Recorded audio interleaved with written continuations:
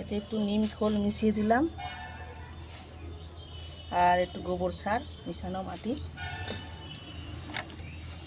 আর এই যে টব এখন ঘরে নেই, এই দুটো গামলায় ছিল, এটা দিয়ে ড্রেনের সিস্টেমটা করে নিতে হবে, নইলে জল যাওয়ার জন্য অসুবিধা হবে।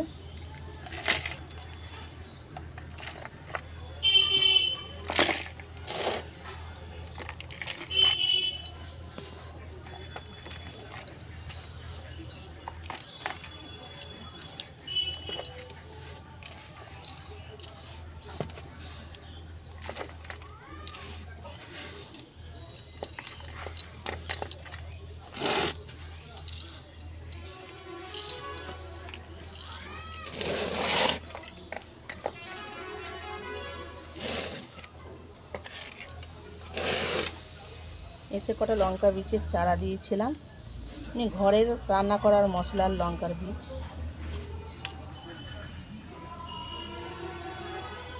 এই চারাগুলো আমি এতে দিচ্ছি।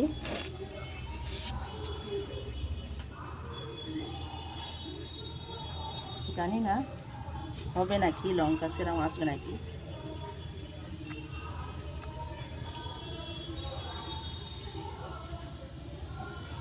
একসঙ্গে 3টে দিয়ে দিলাম, যদি না বাঁচে।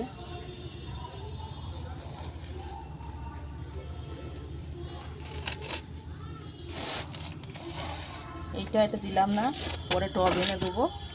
আর দুপাটিতে এটা বেরিয়ে গেছে, তা এটাও দিচ্ছি। এটা অনেক আগেই চেষ্টা করেছিলাম, কিন্তু কাঠবেড়ালিতে খেয়ে নিচ্ছিল বলে হচ্ছিল না। এটা কাঠবেড়ালি টের পায়নি, তার জন্য আছে। আর একটা টবে আছে, ওটা পরে দেব।